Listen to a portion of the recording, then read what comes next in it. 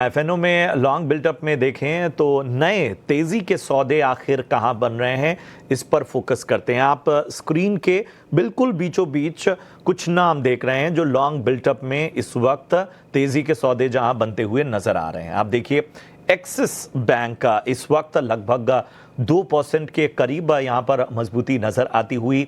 Angel one को भी इस श्रेणी में मैं रखूंगा, मैंने पहले भी जिक्र किया था, लगभग 2.5% से ज्यादा मजबूत होता हुआ। टाइटन देखिए, फेस्टिव सीजन है और उस हिसाब से बहुत इंपॉर्टेंट हो जाता है टाइटन जैसे स्टॉक्स का। आप यहां पर देखिए लगभग 2.5% के करीब जाता हुआ।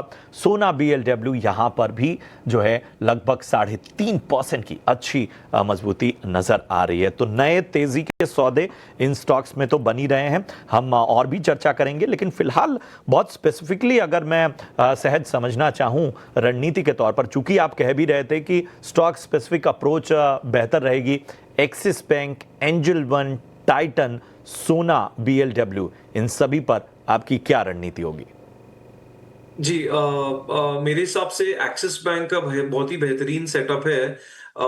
इनफैक्ट पिछले मेरे ख्याल से 10 से 15 दिन से ये कंसोलिडेशन में है, थोड़ा ऊपर गया, ब्रेकआउट देने के बाद वापस पुल बैक दिया। बहुत ही बेहतरीन एंट्री पॉइंट लग रहा है। फिलहाल भी गैप अप होने के बाद में थोड़ा सा नेगेटिविटी, मतलब थोड़ा सा प्रॉफिट बुकिंग आया है उसमें। बट मेरे हिसाब से 1190 के आसपास ये स्टॉक चल रहा है, 1160 का इसमें स्टॉप लॉस है और ऊपर में 1250 तक का इसमें पोटेंशियल है अपसाइड के अंदर। फंडामेंटली भी बहुत ही बेहतरीन लग रहा है ये स्टॉक, साथ ही साथ में ट्रेडिंग के पर्सपेक्टिव से लॉन्ग बिल्डअप भी इसमें नजर आ रहा है। तो मेरे हिसाब से एक्सिस बैंक एक बहुत ही अच्छा स्टॉक रहेगा इस प्राइस पर। इसके अलावा टाइटन जो स्टॉक है उसका भी सेटअप अभी काफी अच्छा बना है और स्टॉक आज ही इनफैक्ट मोमेंटम पिकअप किया है।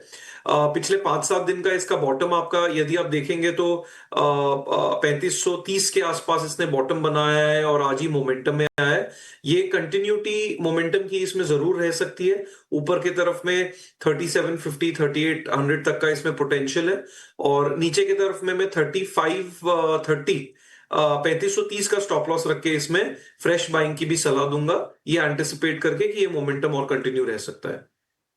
लिए तो ये जो तमाम नाम आपने सुने उनमें दो जो हैं ख़ास तौर पे स्टॉक्स पर एक्शन नज़र आ सकता है, वहाँ पर स्टॉप लॉस और ख़ास तौर पे जो टारगेट्स हैं वो भी बताए हैं सहज ने। मैं एक बार फिर से आपकी सुविधा के लिए दोहरा देता हूँ।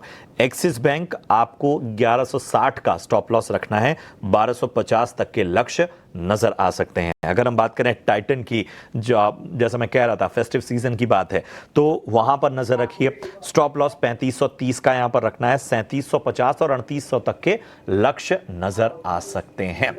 तो ये तो बात हुई लॉन्ग बिल्डअप की। अब शॉर्ट कवरिंग की बात कर लेते हैं और यहां पर अगर हम देखें कि मंदी के सौदे कट कहां रहे हैं, अब मंदी के सौदे कटने का मतलब तेजी के संकेत शॉर्ट कवरिंग में कहां है वो आपको बता देते हैं।